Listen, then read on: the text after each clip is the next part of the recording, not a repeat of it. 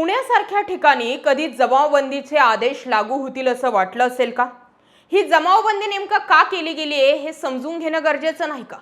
Petrol diesel वाढलाय म्हणून पुण्यामधील लोकांवरती व्यसन घालण्यासाठी ही जमावबंदी लागू केली गेली का? प्रश्न 1. पुण्यामध्ये वाढलेली गुन्हेगारी थोपवण्यासाठी जमावबंदी लागू केली गेली आहे का? प्रश्न 2. आणि तिसरी गोष्ट, कॉकरोच जनता पार्टी कुठलं आंदोलन तर करणार नाही ना आणि त्याचा भडका पुण्यात तर उडणार नाही ना, या उद्देशाने ही जमावबंदी केली गेली आहे का? असे 3 प्रश्न. पुण्यामध्ये गुन्हेगारी आजच सुरू झालेली नाहीये. आंदेकर यांचा टोळीचा इतिहास बघितला तर मागच्या अनेक दिवसांपासून तिथे खून होत आहेत, गोळ्या झाडल्या जात आहेत, पण तेव्हा कधी जमावबंदी लागू केली गेली नाही. मग आत्ताच कुठल्याही निवडणुका नसताना पुण्यामध्ये जमावबंदीचे आदेश लागू करण्याचं कारण काय, यावर बोलणं गरजेचं आहे. हा व्हिडिओ शेवटपर्यंत तुम्हाला पाहणं सुद्धा महत्त्वाचं आहे. विद्येचं माहेरघर असलेल्या पुण्यात तुम्हाला यायचं असेल तर जरा इकडे लक्ष द्या. पुण्यात आल्यावर कुठेही मित्रांसोबत कट्ट्यांवरती ग्रुप करून थांबू नका. वेठीस धरलो गेलो असलो तरीही लोकशाही मार्गाने आंदोलन, मोर्चे यात सहभागी होऊ नका.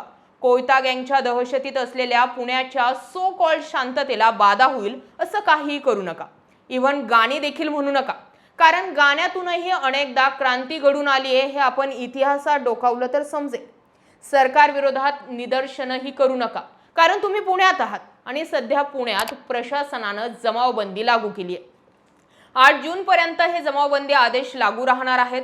कोयता गँग आणि टोळी युद्धानं ज्या पुण्यात गेली काही वर्ष धुमाकूळ घातलाय, त्या पुण्यात आत्ताच कशी जमावबंदी लागू करण्याची वेळ आली आहे हा प्रश्न तुम्हाला पडणं अगदी साहजिक आहे. शहरात लागू करण्यात आलेले जमावबंदीचे आदेश म्हणजे कायदा आणि सुव्यवस्था राखण्यासाठी प्रशासनाचं पाऊल असल्याचं म्हटलं जातं. परंतु हे कारण जरी खरं असलं तरी अजून बरीच कारणं यामागे असल्याची चर्चा सुरू झाली आहे. इंधन टंचाई आणि त्यामुळे होऊ घातलेल्या आंदोलनांचा धोका ही देखील यामागील कारणं असल्याचं सांगण्यात येतंय.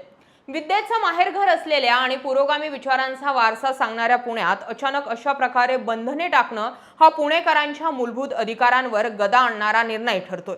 या आदेशांमागे केवळ गुन्हेगारी नियंत्रणाचे सोयीस्कर चित्र रंगवलं जात असलं तरी प्रत्यक्षात जनतेच्या मनात खदखद असलेल्या असंतोषाला आणि आंदोलनांच्या ज्वालामुखीला चिरडण्याचा हा एक सुनियोजित प्रशासकीय आणि राजकीय कट असल्याची दाट संशय निर्माण झाला. प्रशासनाकडून अत्यंत थातूरमातूर दावा केला जात आहे की कोयता गँग आणि शहरातील वाढत्या गुन्हेगारीला आळा घालण्यासाठी ही जमावबंदी लागू केली आहे. पण पुण्यात गुन्हेगारी काय आज अचानक रात्रीतून जन्माला आली आहे का, असा प्रश्न आता निर्माण होतोय. गेल्या अनेक महिन्यांपासून पुणेकर कोयता गँगच्या उघड्या नागड्या दहशतीखाली जगत आहे. भर चौकात दिवसाढवळ्या गुन्हेगार कोयते हवेत फिरवून उच्छांद मांडत आहेत. महिलांची सुरक्षा रामभरोसे झाली आहे. तेव्हा हेच प्रशासन आणि पोलीस यंत्रणा कुठे होती असा प्रश्न विचारला जातो. आज अचानक जमावबंदीचा हुकूम काढणं म्हणजे मूळ रोगावर औषध उपचार करण्याऐवजी रुग्णालाच कोठडीत डांबण्यासारखं आहे. गुन्हेगारांच्या मुसक्या आवळण्याची ताकद नसलेले प्रशासन स्वतःचे अपयश लपवण्यासाठी सर्वसामान्य शांतताप्रिय पुणेकरांच्या फिरण्याच्या आणि एकत्र येण्याच्या स्वातंत्र्यावर गदा आणत असल्याचा आरोप पुणेकर करतायत.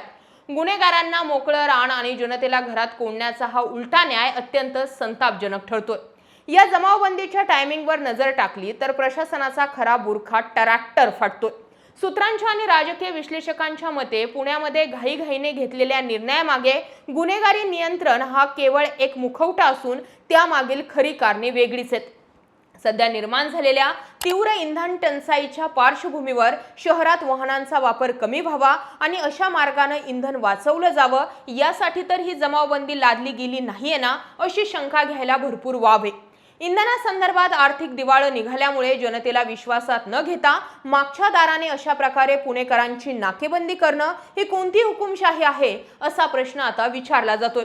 यालाच लागून दुसरा मुद्दा, देशात आणि राज्यात वाढती इंधन दरवाढ, आभाळाला भिडलेली महागाई, नीट परीक्षेत झालेला गोंधळ, तरुणांच्या भविष्याचा गळा घुटणारी बेरोजगारी यामुळे जनतेमध्ये प्रचंड रोष आणि असंतोष निर्माण झालाय. या ज्वलंत आणि जिवंत मुद्द्यांवर कॉकरोच जनता पार्टी सारखी एक चळवळ उभी राहिली आहे. या चळवळीची सत्ताधाऱ्यांना इतकी भीती आहे की त्यांनी थेट सोशल मीडियावरील त्यांचं अकाउंट उडवायला सुरुवात केली आहे. या चळवळीला मिळत असलेला प्रतिसाद बघता ही सरकारला आता धोक्याची घंटा वाटू लागली आहे. या चळवळीला विशेषतः जेनझीकडून मोठा पाठिंबा मिळतोय. पुण्यासारख्या शहरात जेथे विद्यार्थ्यांची संख्या मोठी आहे तेथे लोकशाही मार्गाने झालेल्या आंदोलनाची एक ठिणगी देखील वणव्याचं रूप घेऊ शकते। जर हे जनआंदोलन पुण्याच्या रस्त्यांवर उतरलं तर प्रशासनाचे वाभाडे निघतील। या भीतीनेच प्रशासनाने आधीच जमावबंदीची ढाल पुढे सरकवली असल्याचं मत राजकीय विश्लेषक व्यक्त करतायत। बेरोजगारी, महागाई, इंधन टंचाई आणि ढासळती अर्थव्यवस्था यांसारख्या मूलभूत प्रश्नांवर लोकशाही मार्गाने आवाज उठवणं, निषेध नोंदवणं हा या देशातील प्रत्येक नागरिकाचा घटनात्मक हक्क आहे। परंतु आपल्या अपयशावर पांघरून घालण्यासाठी आणि संभाव्य जनक्षोभाला घाबरून लोकशाही मार्गाने होणारे आंदोलन पोलीस बळाचा वापर करून दडपण्याचा हा प्रयत्न असल्याची भावना पुणेकर व्यक्त करतात। जर प्रशासनाला खरोखर शहरात शांतता आणि सुव्यवस्था हवी असेल तर त्यांनी आधी गुन्हेगारांच्या मुसक्या आवळाव्यात अशी मागणी देखील पुणेकर करतात। पुण्यातील नेमका जमावबंदीचे आदेश काय यावरही नजर टाकूया। 1. सार्वजनिक ठिकाणी विनापरवानगी 5 किंवा त्यापेक्षा जास्त लोकांनी एकत्र येण्यावर बंदी। 2. पेट्रोल डिझेल दरवाढी विरोधातील आंदोलनांच्या पार्श्वभूमीवर शहरात कोणतेही मोर्चे, निदर्शने, रॅली किंवा राजकीय सभा घेण्यास पूर्णपणे बंदी आहे। 3. लाठी, काठी, तलवार, दगड किंवा शरीराला इजा पोहोचवू शकतील अशा कोणत्याही वस्तू सार्वजनिक ठिकाणी सोबत बाळगण्यास सक्त मनाई आहे। 4. सार्वजनिक शांतता भंग होईल अशा चिथावणीखोर घोषणा देणं किंवा गाणी वाद्य वाजवण्यावर सुद्धा कारवाई केली जाईल। पुण्यातील दैनंदिन व्यवहार सुरळीत असून रात्री 10 वाजेनंतर अत्यावश्यक सेवा सोडून इतर आस्थापना बंद राहणार असल्याची माहिती प्रशासनाने दिली आहे। परंतु आज जी जमावबंदी पुण्यात लागू केली आहे तीच टप्प्याटप्प्याने इतरही शहरांमध्ये लागू करणार का हाही प्रश्न या निमित्ताने निर्माण होतोय। सध्या तरी जमावबंदीच्या नावाखाली झाकलं जातंय, पण याच जमावबंदीचं जर पुढे जाऊन लॉकडाऊन मध्ये रूपांतर झालं तर काय असाही प्रश्न आता सर्वसामान्य लोकांमध्ये उपस्थित होतोय। पुण्यात लागू करण्यात आलेल्या या जमावबंदीकडे तुम्ही कसं पाहता? ही पेट्रोल डिझेल दरवाढीबाबत आंदोलने, निदर्शने किंवा पेट्रोल डिझेलचा भासणारा तुटवडा या सगळ्या गोष्टींना दाबण्याचं नावच दुसरं जमावबंदी करण्यात आलंय का? मुद्दा 1।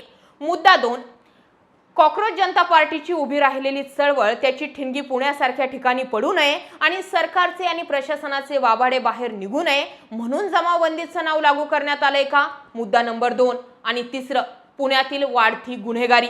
पण वाढती गुन्हेगारी थोपवण्यासाठी पुणेकरांना आत डांबण्यामध्ये किती अर्थ आहे? डांबायचंच असेल तर सगळे गुन्हेगार आत डांबा, पण त्याला या अँगलने म्हणजे जमावबंदी अँगलने हँडल करणं सोयीस्कर आहे का? पुण्याच्या इतिहासात याआधी असे जमावबंदीचे आदेश निघलेत का? जे की कुठल्याही प्रकारच्या निवडणुका नाहीये, कुठल्याही प्रकारचे मोठे विषय घडलेले नाहीत, तरीही पुण्यात जमावबंदी का? या प्रश्नावर पुणेकरांनो तुमचं काय मत आहे? कमेंटमध्ये जरूर व्यक्त व्हा। जय महाराष्ट्र।